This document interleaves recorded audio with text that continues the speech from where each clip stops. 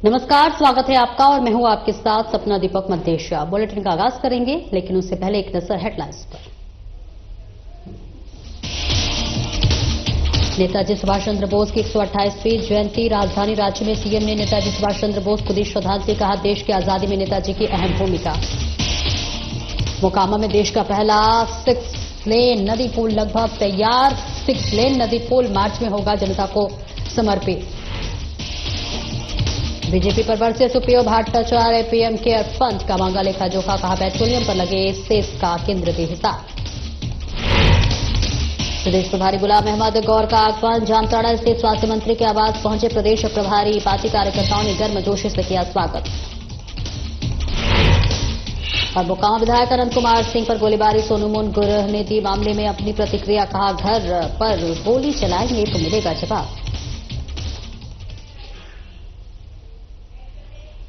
और बुलेटिन का आगाज करेंगे महान क्रांतिकारी और स्वतंत्रता सेनानी नेताजी सुभाष चंद्र बोस की 128वीं जयंती पर। आज उन्हें पूरा राष्ट्र नमन कर रहा है। ये दिवस पराक्रम दिवस के रूप में मनाया जा रहा है।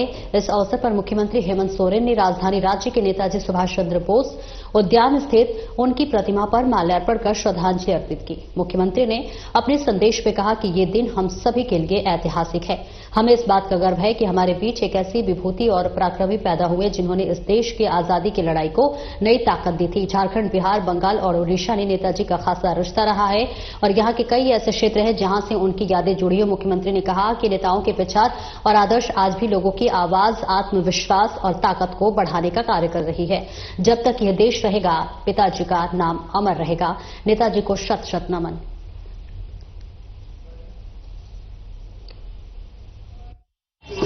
आज का दिन इस देश का एक ऐतिहासिक दिन में हम सब लोग मनाते हैं और आप सबको मालूम है कि आज सुभाष चंद्र बोस जी का जयंती दिवस है।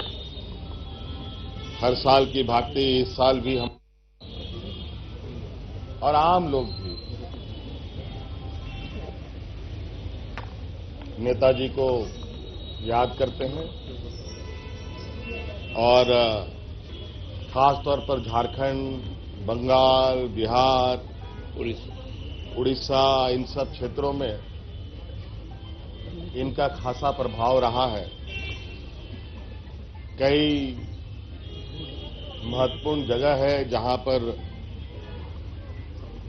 नेताजी के इस राज्य में उपस्थिति हुई है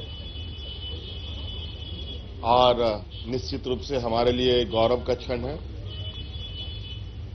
कि ऐसे महान विभूति हमारे बीच में जन्मे और इस देश के लोगों को एक आत्मविश्वास, एक ताकत देने का, एक आवाज देने का इन्होंने काम किया। और आज हम लोग यहां पहली बार नहीं, हमेशा से यहां इस दिन को उपस्थित होते रहे हैं और मैं समझता हूं जब तक ये देश रहेगा तब तक नेताजी का नाम अमर रहेगा। बहुत बहुत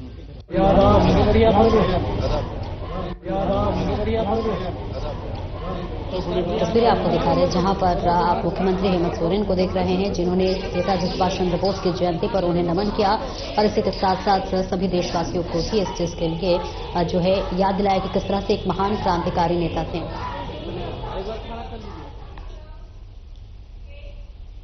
और वहीं देश का पहला 6 लेन नदी पुल मार्च में जनता को समर्पित कर दी जाएगी। इस पुल का उद्घाटन होने के बाद उत्तर पूर्व का सड़क संपर्क देश के शेष हिस्सों में जुड़ जाएगा और आज सूबे के उप मुख्यमंत्री विजय सिन्हा ने इस 6 लेन पुल के निर्माण कार्य का अवलोकन किया और जानकारी हासिल की। अत्याधुनिक तकनीक से देश में इस पुल का निर्माण कार्य हो रहा है।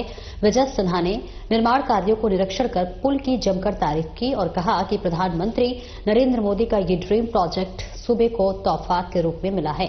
उप मुख्यमंत्री ने कहा कि इस ड्रीम प्रोजेक्ट के शुरू होने से आवागमन काफी सरल और सुगम हो जाएगा। पुल निरीक्षण के दौरान निर्माण कंपनी के अधिकारियों ने भी विजय सिन्हा को तकनीकी जानकारी दी। देखिए, देश के माननीय प्रधानमंत्री नरेंद्र मोदी जी के कर कमलों से ये बिहार के लिए बड़ा तोहफा, बड़ा उपहार मिला था। और आज जिस तरह से इनका लक्ष्य है मार्च तक आम लोगों के लिए पथ का अनावरण करने का, उद्घाटन करने का, आज उसके पहले हम लोग एक बार देखना चाह रहे हैं कि क्या प्रक्रिया है, क्या प्रोग्रेस है और उसके अंदर में कहाँ क्या लोकल स्थानीय समस्या भी है। तो बड़े ढंग से, बड़े नए तकनीक के साथ अभी दिखा रहे थे कि किस तरह से प्रीकास्ट बॉक्स कलवर्ट को शिफ्ट कर रहे हैं। बिहार के अंदर ही नहीं, देश में इनका कहना है कि पहली बार इस तरह के तकनीक का उपयोग हो रहा है और इस क्षेत्र के लिए ही नहीं, बिहार के लिए, नॉर्थ ईस्ट के लिए ये बड़ा ही एक आवागमन का सरल सुविधा ये माध्यम बनेगा। कब तक चालू हो जाएगा सर? मार्च की संभावना लक्ष्य रखा जा रहा है।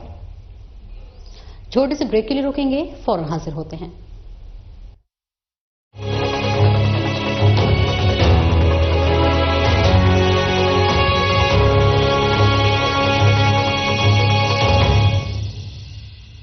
खेत हमारी मिट्टी, हमारे सपनों का आधार है, लेकिन जब ये खेत अफीम की खेती में बदलते हैं तो इसका असर हमारे समाज, हमारे स्वास्थ्य और मिट्टी की उर्वरता पर पड़ता है।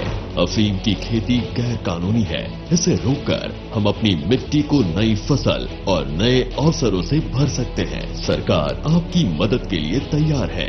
वैकल्पिक फसलें अपनाएं और अपनी आय बढ़ाएं, अपने परिवार का भविष्य बेहतर बनाएं। एनडीपीएस एवं पीआईटी एनडीपीएस अधिनियम के तहत अफीम की खेती, परिवहन एवं दुरुपयोग में शामिल व्यक्तियों के खिलाफ बड़ी कानूनी कार्रवाई, कारावास एवं सजा का प्रावधान है। झारखंड पुलिस आपसे अपील करती है, अफीम की खेती को ना करें। नशे के खतरों से हमारे भविष्य को बचाएं।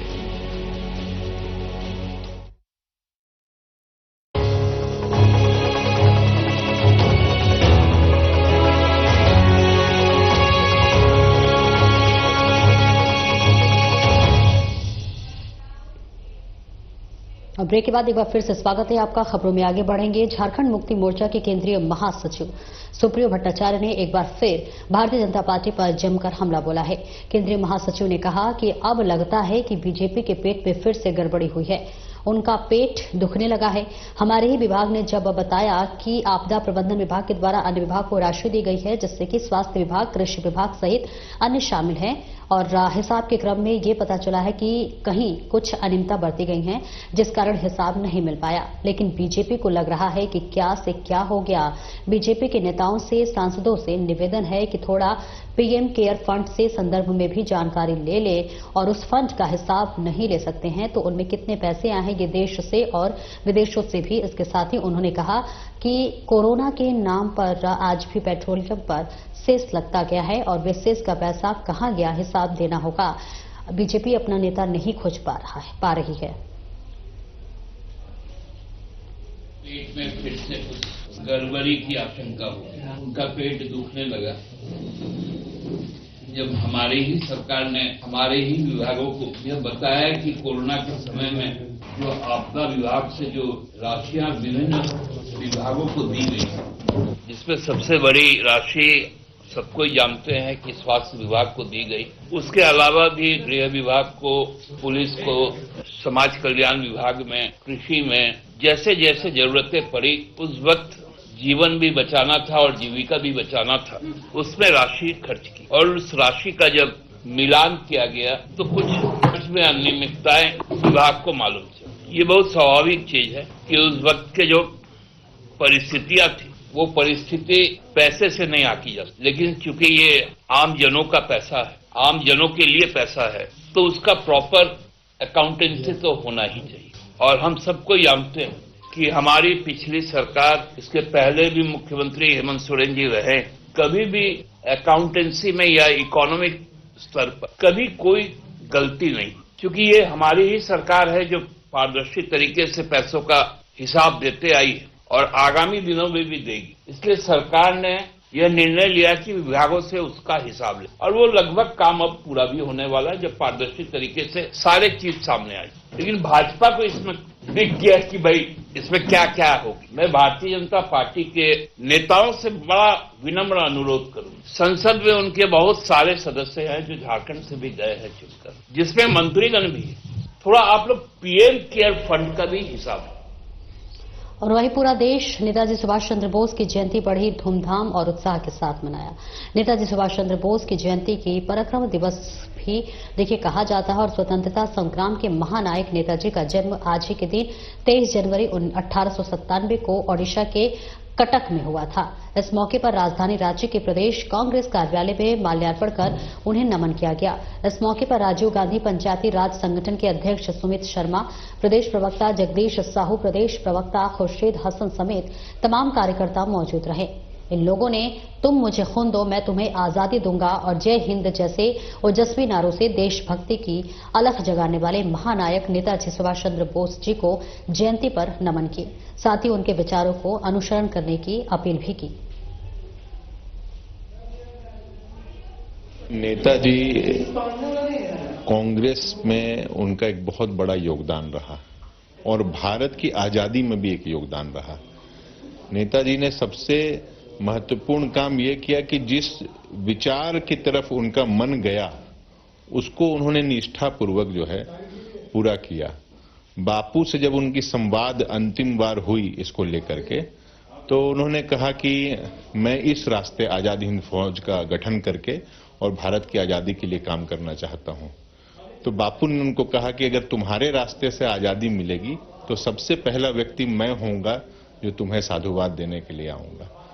तो ये उस समय विचारों के अंतर पे भी एक दूसरे के प्रति जो सम्मान का भाव होता था, ये ऐसे विरासत के नेता हैं हम लोगों के और इसलिए श्रद्धा से हम लोगों का सर जो है झुकता है और नेताजी हमेशा अमर रहें। उनका बलिदान, उनके योगदान को हम लोग नमन करते हैं। देखिए, नेताजी सुभाष चंद्र बोस की जयंती है और खास हम लोग मानते हैं क्योंकि आज़ादी की लड़ाई के लिए जो इन्होंने अधिक किया वो अति सराहनीय है और इन्होंने अपने दम पर आज़ाद हिंद फौज का भी निर्माण किए थे और देश की आज़ादी की लड़ाई के लिए अंग्रेजों से लड़े थे। देश आज आज़ाद है तो उसमें नेताजी सुभाष चंद्र बोस का रोल जितना महत्वपूर्ण है उतना किसी का भी नहीं है। नेताजी ने यह नारा दिया था कि तुम मुझे खून दो मैं तुम्हें आज़ादी दूंगा। आज हम कांग्रेस भवन में, कांग्रेस कार्यालय में नेताजी सुभाष चंद्र बोस की जयंती मना रहे हैं और उनको याद कर रहे हैं। ऐसा लगता है कि अब एक और आज़ादी की इस देश में ज़रूरत है। जो अनार्की और जो फासिज्म इस देश में फैल गया है, तो नेताजी जैसे जो आदर्श दिए हैं, जो सिद्धांत दिए हैं, उसकी देश को आज भी जरूरत है और नेताजी आज भी देश के लिए प्रासंगिक हैं। और कांग्रेस पार्टी के झारखंड प्रदेश प्रभारी गुलाम अहमद बेर आज झारखंड के स्वास्थ्य मंत्री के जामताड़ा आवास पर कोर्ट पहुंचे, जहां पर कोर्ट पहुंचने के बाद पार्टी के कार्यकर्ताओं ने उनका गर्मजोशी के साथ स्वागत किया। वहीं स्वास्थ्य मंत्री डॉक्टर इरफान अंसारी ने प्रभारी को गुलदस्ता देकर स्वागत किया। इस मौके पर झारखंड के पूर्व प्रदेश अध्यक्ष राजेश ठाकुर भी मौजूद रहे। वहीं प्रदेश प्रभारी ने गुलाम अहमद बेर ने मीडिया से मुखातिब होते हुए सबसे पहले झारखंड वासियों को नए साल 2025 की शुभकामनाएं दी, जिसके बाद उन्होंने कहा कि 2024 विधानसभा आम चुनाव में जिस प्रकार से हमारी गठबंधन ने जो एजेंडा यहां की जनता की हित में रखा और गठबंधन के पक्ष में जनता ने समर्थन दिया और हमारी गठबंधन की सरकार बनाया है, इसके लिए भी पार्टी की तरफ से धन्यवाद देते हैं। वहीं उन्होंने आगे कहा कि विधानसभा चुनाव में बीजेपी ने जिस प्रकार से हवाई बातें किया, जनता को ठगने के लिए भ्रम पैदा किए, लोगों को भटकाने का भरसक प्रयास किया गया, जिसे यहां की जनता ने नकारा है। और वहीं प्रभारी ने केंद्रीय गृह मंत्री अमित शाह के द्वारा संविधान निर्माता डॉक्टर भीमराव अंबेडकर को लेकर दिए गए बयान को लेकर आड़े हाथों लेते हुए कहा कि गृह मंत्री को सार्वजनिक रूप से देश से माफी मांगनी चाहिए। उन्होंने कहा कि बीजेपी वाले देश की आजादी, देश के संविधान और महात्मा गांधी को नहीं मानते हैं।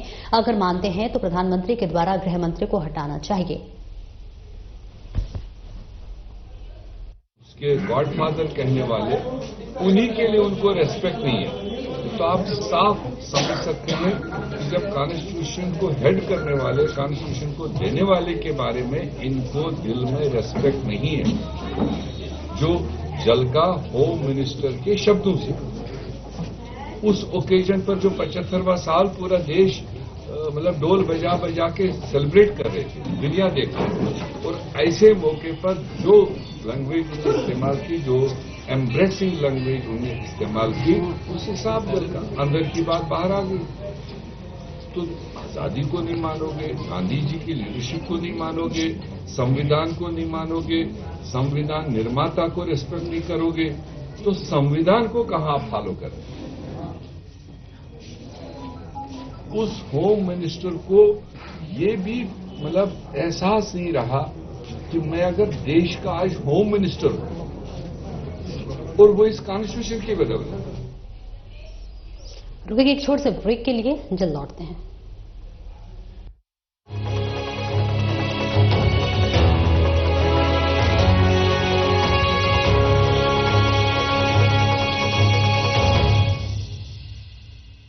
खेत हमारी मिट्टी हमारे सपनों का आधार है, लेकिन जब ये खेत अफीम की खेती में बदलते हैं तो इसका असर हमारे समाज, हमारे स्वास्थ्य और मिट्टी की उर्वरता पर पड़ता है।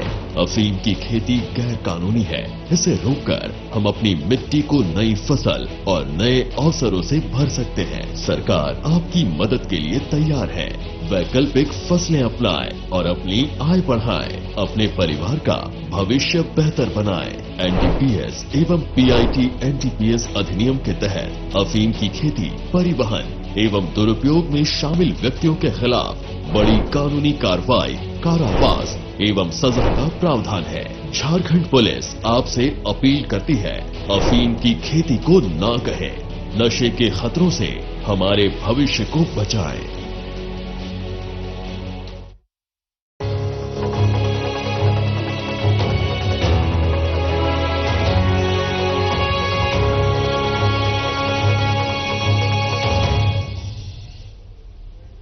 और ब्रेक के बाद एक बार फिर से स्वागत है आपका। खबरों में आगे बढ़ेंगे। नेताजी विचार मंच कदमा के द्वारा नेताजी सुभाष चंद्र बोस जी के 128वें जयंती का आयोजन किया गया।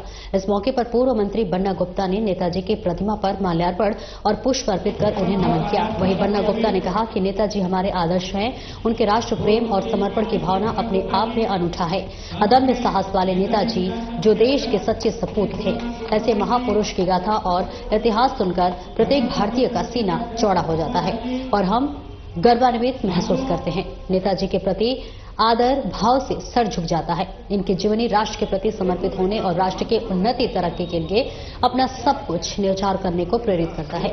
नेताजी न केवल एक नाम है बल्कि एक विचार है, विचारधारा है और एक संदेश है कि आज हम सभी को अपने राष्ट्र और समाज के उत्थान के लिए अपना योगदान देना चाहिए। तुम मुझे खून दो, मैं तुम्हें आजादी दूंगा का नारा देने वाले नेताजी ने इस नारे के माध्यम से यह संदेश दिया कि हमें देश हित के लिए अपना सब कुछ त्यागने के लिए कृत संकल्पित होना चाहिए। नेताजी त्याग और बलिदान के प्रतिमूर्ति हैं और आज भी उनकी विचारधारा प्रासंगिक है। 128वीं जयंती है और हम सभी लोग बड़े हर्ष और उल्लास के साथ उनकी जयंती में शामिल हुए हैं। नेताजी एक विचार है, एक सिद्धांत है, एक संघर्ष है। नेताजी एक आदर्श है और जिन महापुरुषों ने ये कहा हो कि तुम मुझे आज़ाद, तुम मुझे खून दो, मैं तुम्हें आज़ादी दूंगा, आप समझ सकते हैं कि कितनी बलिदानी और कितनी कुर्बानी के बाद इस देश को आज़ाद कराया होगा। और आने वाले समय में हम देश के महापर्व स्वतंत्रता दिवस है, स्वाधीनता दिवस को भी आने वाले समय में मनाने जा रहे हैं। और नेताजी सुभाष चंद्र बोस की जयंती रांची के सुभाष चौक में सामाजिक कार्यकर्ताओं के द्वारा मनाई गई, जिसमें समाज के विभिन्न समूहों के लोग शामिल हुए। इस मौके पर सामाजिक कार्यकर्ता जगदीश सिंह जग्गू ने कहा कि आज नेताजी 128 वे जयंती बड़े ही उत्साह के साथ मना रहे हैं और आम जनता को शुभकामनाएं देता हूं। साथ ही उन्होंने कहा कि नेताजी की वजह से ही आज हम लोग आजाद हैं। उन्हीं के डर से हमारे देश में से अंग्रेज आगे थे और इस महान पुरुष की जयंती पर झारखंड सरकार और केंद्र की सरकार से मांग की है कि इस दिन को राष्ट्रीय अवकाश दिवस घोषित किया जाए। आज नेताजी सुभाष चंद्र बोस के 128वीं जयंती पर मैं आम जनता को, आम नागरिकों को बहुत बहुत बधाई शुभकामनाएं देना चाहता हूं। नेताजी सुभाष चंद्र बोस वो शख्सियत थे जिनके डर से वास्तव में अंग्रेज भागे थे।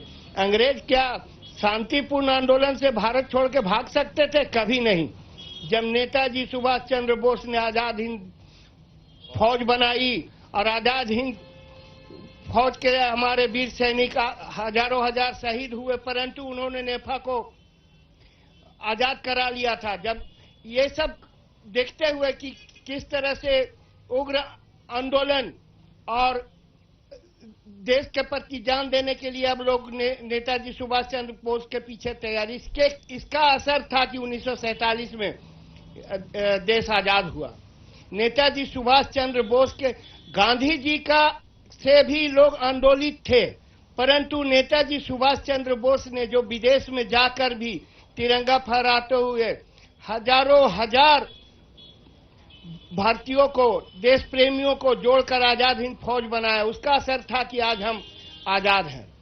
मैं सरकार से, अपने राजकीय सरकार से, झारखंड की सरकार से मांग करता हूं कि इस दिन को राजकीय अवकाश घोषित किया जाए, राजकीय पर्व के रूप में इसे मनाया जाए। मैं केंद्र शासन से भी अनुरोध करूंगा कि आज के दिन को राष्ट्रीय पर्व के रूप में हम सबको मनाना चाहिए। और वही मुख्यमंत्री हेमंत सोरेन से आज मुख्यमंत्री आवासीय कार्यालय में केंद्रीय सरना समिति भारत के एक प्रतिनिधिमंडल ने मुलाकात की। उन्होंने मुख्यमंत्री को सरना आदिवासी समाज की समस्याओं और मांगों से संबंधित एक ज्ञापन सौंपकर उसके निदान की दिशा में उचित पहल करने का आग्रह किया है। वहीं मुख्यमंत्री ने कहा कि राज्य हित में सरकार सभी वर्ग और समुदाय के विकास और कल्याण के लिए प्रतिबद्ध है और इस दिशा में समाज के हर वर्ग और तबके के लोगों को सशक्त और आगे बढ़ाने का कार्य कर रहा है, क्योंकि बिना समाज को मजबूत किए राज्य को मजबूत नहीं कर सकते हैं। मुख्यमंत्री ने कहा कि सरना आदिवासी समाज की आस्था, परंपरा और संस्कृति को संरक्षित करने के साथ ही उनके हक अधिकार को देने के लिए हमारी सरकार ठोस कदम उठा रही है। मुख्यमंत्री से भेंट करने वालों में केंद्रीय सरना समिति भारत के अध्यक्ष नारायण उरांव, अमर उरांव, राजू मंडल, शिवा कच्छप, प्रदीप तिर्की, सोनू मुंडा, हेमंत गाड़ी, चिंतामणि रांगा, सांगा, इसी के साथ सुलोचना खालसो, सावित्री कच्छप वाली और कच्छप, संजना राव, मधु तिर्की, प्रीति कच्छप और सायरा कच्छप प्रमुख रूप से शामिल थे।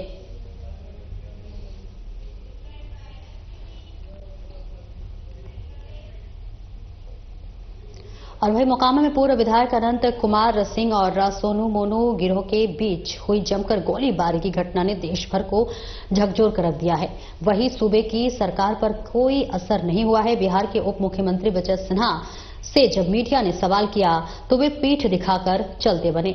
उप मुख्यमंत्री ने बाद में ऑफलाइन कहा कि आज 6 लेन पुल का मामला हाईलाइट हो जाएगा, दूसरा मुद्दा छोड़िए।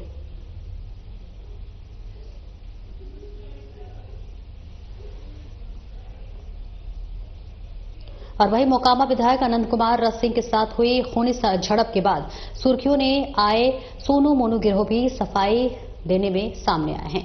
इस गैंग सरगना के पिता प्रमोद कुमार मीडिया के सामने आए और घटना पर अपनी सफाई दी है।